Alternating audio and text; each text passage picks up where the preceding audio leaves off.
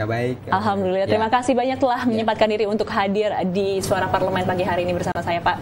Dan Bapak, kita hari ini membahas tentang bagaimana budaya literasi di Indonesia. Kita mengetahui bahwa ada yang mengatakan dan benar adanya bahwa baca atau buku itu adalah jendela dunia. Kita bisa mengetahui berbagai macam informasi dari buku dan juga bahan bacaan.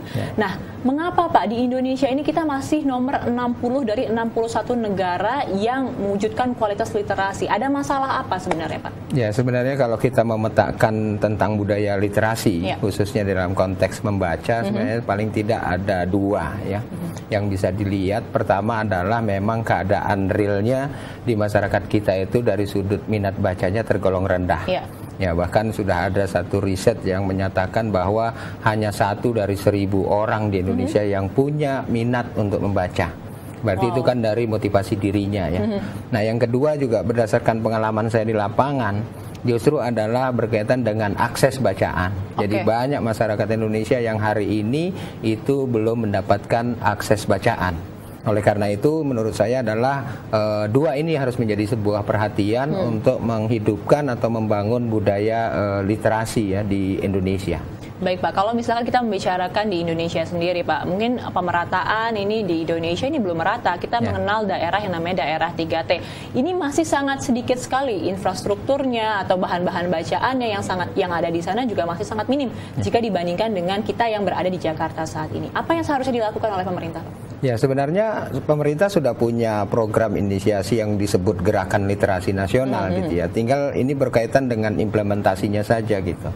Nah, seberapa komitmen pemerintah untuk betul-betul merealisasikan, khususnya di daerah-daerah pelosok, misalnya daerah-daerah remote ini yang sulit untuk diakses oleh banyak orang, supaya bisa dipikirkan bagaimana dia mendeliver buku-buku bacaan kepada anak-anak itu. Karena ya sekali lagi mau tidak mau bahwa budaya literasi ini menjadi sesuatu yang sangat penting pada hari ini. Dalam rangka apa? Dalam rangka tadi ya, kalau disebut dengan buku itu adalah jendela ilmu pengetahuan, jadi ada akses yang sama dari anak-anak ataupun masyarakat baik yang di perkotaan maupun di pelosok untuk mendapatkan informasi yang baik. Yang baik dan juga pastinya bermutu ya Pak. Betul. Ya? Nah Pak, kalau misalkan tadi Bapak di awal mengatakan bahwa ini adalah minatnya sebenarnya yang kurang dari masyarakat Indonesia sendiri. Bagaimana sih Pak harusnya kita membuat masyarakat Indonesia ini minatnya jadi tinggi?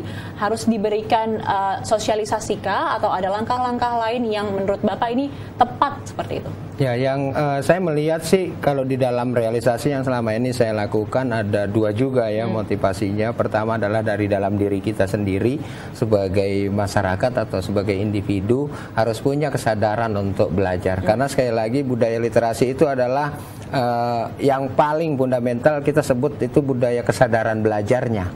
Ya, untuk apa? Untuk menambah ilmu pengetahuan, menambah keterampilan sehingga kita bisa berkomunikasi dengan siapa saja secara efektif.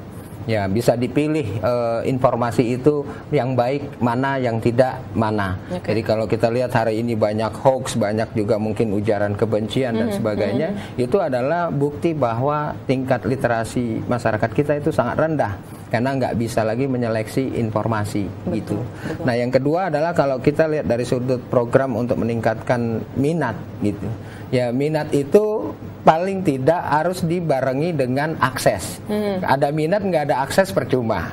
Ya, kemudian kalau ada aksesnya tapi minatnya juga nggak dibangun juga percuma. Jadi ini memang harus diintegrasikan gitu ya oleh pemerintah. Bagaimana membangun kesadaran masyarakat untuk bisa baca, tapi juga aksesnya dikasih, buku-bukunya juga disediakan gitu. Nah, setelah itu baru terjadi yang namanya pembiasaan. Nah, kalau kita sudah pada titik pembiasaan dalam membaca, menurut saya itu sudah satu modal yang sangat kuat. Baik Pak, kalau misalkan kita membicarakan tentang beberapa perpustakaan atau taman bacaan di luar negeri dan dibandingkan dengan perpustakaan di Indonesia, ini kan masih terlihat ketimpangan yang sangat luar biasa Pak. Apakah kita juga harus memperbaiki perpustakaan kita terlebih dahulu atau menaikkan minatnya terlebih dahulu, baru setelah itu membuat infrastrukturnya lebih baik?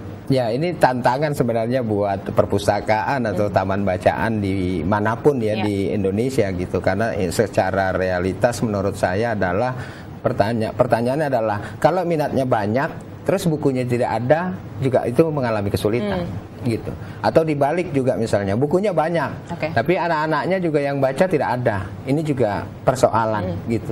Dan yang ketiga adalah siapa? Pengelolanya, komitmen.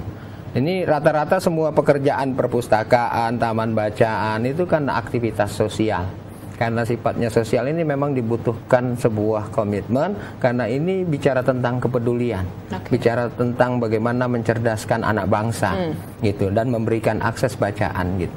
Nah, ini yang dibutuhkan sebenarnya komitmen bagi para pegiat literasi, misalnya seperti saya itu harus punya komitmen yang kuat untuk terjun ke lapangan, menemani anak-anak dalam membaca, ya paling tidak seminggu sekali itu bisa dilakukan.